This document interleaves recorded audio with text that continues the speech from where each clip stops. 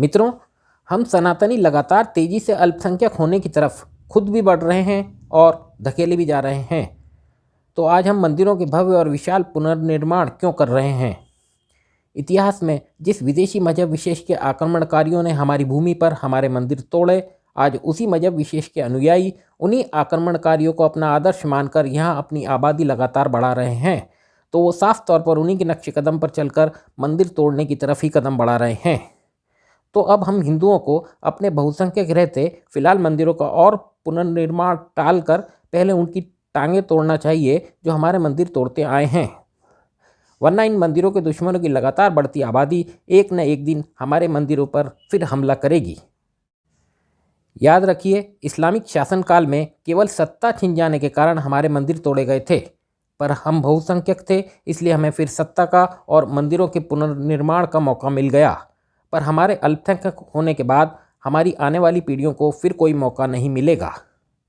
ध्यान दीजिएगा कि मैं हिंदुओं को ज़्यादा बच्चे पैदा करने के लिए नहीं कह रहा हूँ, क्योंकि बहुसंख्यक तो हम इस्लामिक शासनकाल में भी थे, अंग्रेज़ों के समय में भी थे, अखंड भारत के खंड खंड होते समय में भी थे और आज भी हैं। अब अगर हम और बहुसंख्यक होने में ही लगे रहेंगे तो लड़ेंगे कब? लड़ने से मेरा मतलब आगे होकर धर्म रक्षार्थ, राष्ट्र रक्षार्थ लड़ाई करने की पहल करने से है। हाँ, वो हिंदू जरूर ज़्यादा बच्चे पैदा करें जो लड़ने, बोलने, लिखने, जगाने और एकजुट होने के लिए आह्वान करने में सक्षम नहीं हैं। अगर हम हमारी आने वाली पीढ़ियों को जिहादियों से सुरक्षित भविष्य दे सके तो मंदिरों का भव्य और विशाल पुनर्निर्माण तो हमारी आने वाली पीढ़ियाँ यकीनन हमसे कहीं अधिक बेहतर तरीके से कर लेगी। पर अगर हम उन्हें एक सुरक्षित भविष्य न दे सके तो वे इन मंदिरों को क्या खुद को भी नहीं बचा पाएंगे। तो ऐसे में हम आज अपनी शक्ति, अपना धन और अपना प्रभाव मंदिरों के दुश्मनों को समाप्त करने में क्यों नहीं लगा रहे? आज हम बनिस्बत बेहतर स्थिति में भी अगर हमारी ऊर्जा केवल मंदिर पुनर्निर्माण और वर्तमान विकास पर ही केंद्रित कर आते भविष्य के संकट को नज़रअंदाज कर देंगे तो हमारा कई पीढ़ियों का पूरा विकास केवल एक ही रात में जिहादियों का वैसे ही हो जाएगा जैसा कि कश्मीर घाटी में हम भुगत चुके हैं। तो हमारा आज का ऐसा विकास थोथा और स्वार्थी है जो हमारी भावी पीढ़ियों को दांव पर लगाकर आज हम कर रहे हैं, क्योंकि यह विकास हमारी भावी पीढ़ियों के हाथों तक नहीं पहुंचेगा। ईसा पूर्व जब इन मंदिरों का निर्माण आज से कहीं अधिक उत्साह और परिश्रम के साथ किया जा रहा था, तब दूर दूर तक संकट के कोई बादल नजर नहीं आ रहे थे और हम यह भी मानते रहे कि मंदिरों की सुरक्षा तो खुद भगवान करते हैं। पर फिर भी संकट आया तो आज हम अति उत्साह में संकट के उन हरे बादलों को कैसे नज़रअंदाज कर सकते हैं जो हमारे आसपास ही मंडरा रहे हैं। अगर हम आज भव्य और विशाल मंदिर परिसर बनाकर अपनी आने वाली पीढ़ियों को इनकी सुरक्षा का जिम्मा दिए जा रहे हैं तो हम निकृष्ट हैं, क्योंकि अब तुम्हारे हवाले मंदिर साथियों केवल तभी बोला जा सकता है जब हम मंदिर विरोधियों को मिटाने में अपनी जान की बाजी लगा दें।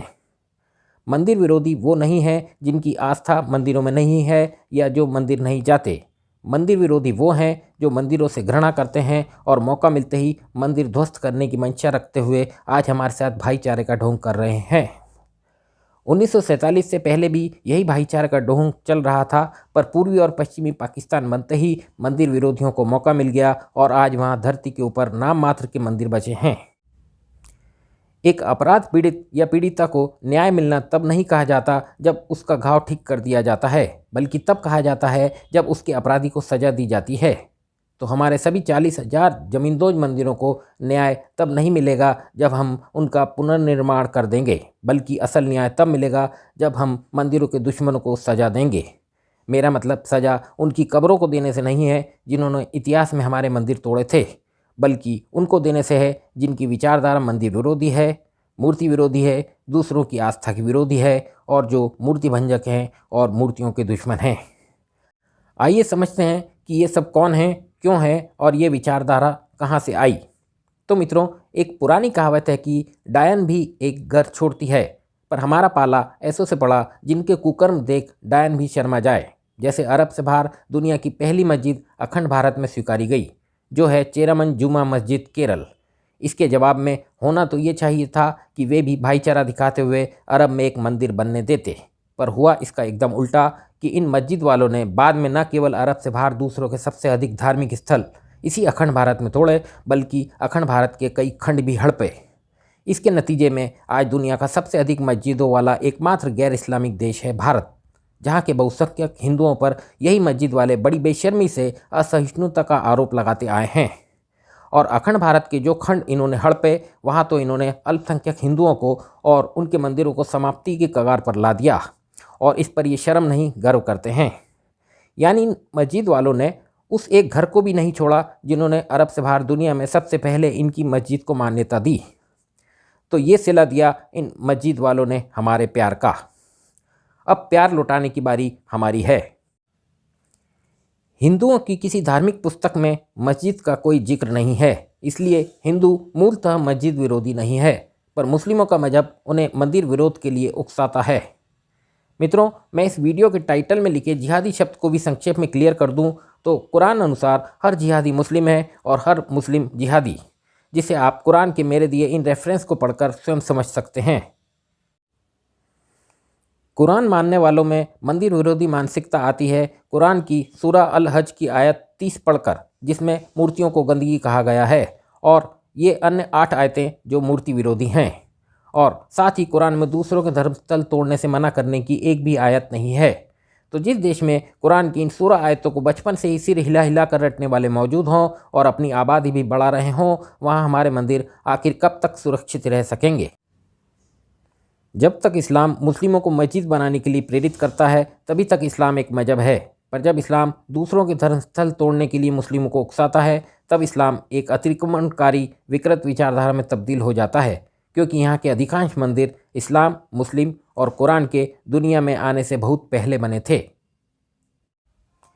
इतिहास गवाह है कि दुनिया में जहाँ भी कुरान मानने वाले पावर में आए हैं या बहुसंख्यक हुए हैं, वहाँ दूसरों के धर्मस्थल जमींदोज किए जाते रहे हैं। फिर चाहे उन धर्मस्थलों में मूर्तियाँ हों, चाहे प्रतीक हो, चाहे फ़ोटो हो या कुछ और हो, या कुछ भी ना हो, केवल 4 दीवारी भी हो, तो वो भी इन कुरान प्रेमियों को सहन नहीं है। अफ़गानिस्तान के बामियान में बुद्ध की विशाल मूर्ति को कुरान मानने वालों ने पहले तोप से उड़ाने का प्रयास किया और फिर असफल रहने पर डायनामाइट का इस्तेमाल किया। मतलब तो इनमें मूर्तियों के प्रति इतनी नफरत भर दी गई है कि यदि इनके पास मूर्तियां तोड़ने के लिए हथियार या मशीनें न हों तो ये मूर्ति को नुकसान पहुंचाने के लिए अपने सर भी मूर्ति पर मार दें तो मुझे कोई आश्चर्य नहीं होगा। यूँ तो दुनिया के किसी मुस्लिम ने कभी यह दावा तक नहीं किया है कि किसी मंदिर, चर्च, मठ, गुरुद्वारे या किसी अन्य धार्मिक स्थल के नीचे उसकी मस्जिद के अवशेष दबे हुए हैं। वहीं इन्हीं मुस्लिमों ने अनगिनत मस्जिदें दूसरों के धार्मिक स्थल तोड़कर उनके अवशेषों के ऊपर बनाई है। मतलब दूसरों के धार्मिक स्थल तोड़ने की विकृत विचारधारा की शुरुआत कुरान मानने वालों ने ही की है, जो एक मजहब का नाम देकर अरब से बाहर फैली, क्योंकि कुरान से पहले दूसरों के धर्मस्थल तोड़े जाने की ऐसी घटनाएं दुनिया भर के इतिहास में कहीं पढ़ने को नहीं मिलती। इसलिए मंदिरों के लिए मुस्लिम सीधी तौर पर एक मानवीय आपदा हैं, और इसी से समझा जा सकता है कि इस्लाम से खतरा सभी को है। बाबा विश्वनाथ के वर्तमान विशाल मंदिर परिसर और गलियारे के लोकार्पण से खुश होने वाले हिंदुओं और दुखी होने वाले मुस्लिमों को यह नहीं भूलना चाहिए कि बाबा विश्वनाथ धाम का एक हिस्सा आज भी ज्ञानवापी मस्जिद के नीचे है, जिसके कुछ अंश वहीं ज़मीन के ऊपर भी साफ तौर पर देखे जा सकते हैं। क्योंकि कुरान मनुष्य जाति को मोमिन काफिर में बांटकर सभी हक मोमिन को देने की कुछ शिक्षा देती है, इसलिए इस्लाम के अनुयायी दूसरों के सुख में अपना दुख खोजते हुए खुद को पीड़ित और मजलूम मान रोने चिल्लाने लगते हैं, और इसी कारण किसी मंदिर के भव्य परिसर का लोकार्पण कुरान मानने वालों को अपने आप में ही दुखी करता है। इतिहास गवाह है कि मूर्ति पूजक और गैर मूर्ति पूजक तो साथ में रहे हैं, पर मजहबी मूर्ति भंजक अपनी विनाशक प्रवृत्ति के कारण कभी भी किसी के साथ प्रेम से नहीं रहे। हम आज विकास की दिशा में शांति से बढ़ते हुए ये क्यों भूल रहे हैं कि हमारे साथ ही हमारे आस्तीन के सांप भी तो शांति से विकास कर रहे हैं। ऐसे में हम सेकुलर सोच के साथ आस्तीन के हरे सांपों को इस उम्मीद में दूध पिलाएं कि वो हमको काटेंगे नहीं, यह कैसे संभव है? क्योंकि मौका मिलते ही काटना उनका मजहब है, उनकी प्रकृति है।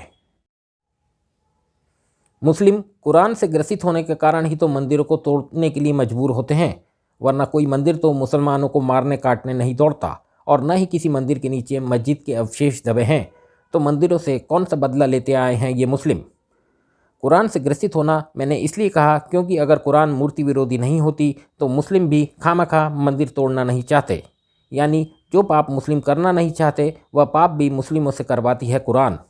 और कुरान से ग्रसित होने के कारण ही तो इस्लामिक आक्रमणकारियों ने हिंदुओं को हमेशा के लिए समाप्त होता समझकर मंदिरों को तोड़कर उनका मलबा वहीं मस्जिद बनाने की नींव में उपयोग करने की बेवकूफ़ी कर भविष्य के लिए ऐसे सभी बलात् बनाई गई मस्जिदों को नेस्तनाबूद करने का हिंदुओं को आर्कोलॉजिकल सबूत और हक दोनों दे दिया। अब देखना है अपना हक लेने का जोर कितना बाजुए हिंदुओं में है। हमारे मंदिरों के वर्तमान में बनते भव्य परिसर और विशाल कॉरिडोर अगर हिंदुओं को एक आत्मसंतुष्टि या आत्ममुग्धता के भाव में ले गया तो यह हमारे लिए आत्मघाती सिद्ध होगा। मैं वर्तमान में बनते मंदिरों के भव्य परिसर और विशाल गलियारों का विरोधी नहीं हूँ, पर मैं एक असुरक्षित बड़े मंदिर से ज़्यादा बेहतर समझता हूँ एक सुरक्षित छोटा मंदिर, क्योंकि आस्था किसी भव्यता, विशालता या सुविधा की मोहताज नहीं होती। इसलिए तो हजारों सालों से हमारे मंदिर बिना किसी भव्यता, विशालता और बिना किसी सुविधाओं के भी, बल्कि दुरूह क्षेत्रों में स्थित होने के बाद भी हम सनातनियों के लिए आस्था के केंद्र रहे हैं। एक अवैध मस्जिद को स्थानांतरित करने भर में हमें 492 साल लग गए। इसलिए भव्य और विशाल मंदिर परिसर बनाकर हम कछुआ चाल वालों को खुद की पीठ थपथपाने का कोई हक नहीं है, क्योंकि हम असल चुनौती से मुकाबला न करते हुए केवल अपना स्वार्थ सिद्ध करने में लगे हैं, या कहें कि हम एक तरह से स्वयं को ही धोखे में रख रहे हैं। हम हमारे पूर्वजों को इसलिए धन्य और महान नहीं कहते कि उन्होंने चारों धामों के दर्शन किए थे या मंदिर मंदिर दर्शन किए थे या डुबकी लगाकर अपने पाप धो लिए थे, बल्कि इसलिए धन्य कहते हैं क्योंकि वे हमें एक सुरक्षित भविष्य देने के प्रयास में खुद को बलिदान कर गए। यानी हम आज इन असुरक्षित होते मंदिरों में दर्शन कर धन्य नहीं होंगे और न ही हम हमारे खुद के मानने कहने से धन्य होंगे। हम वास्तविक रूप से तभी धन्य होंगे जब इन मंदिरों के भविष्य की सुरक्षा की खातिर हमारे बलिदान को देखते हुए हमारे बाद की पीढ़ियां हम पर गर्व करें। नमस्कार। जय हिंदू राष्ट्र।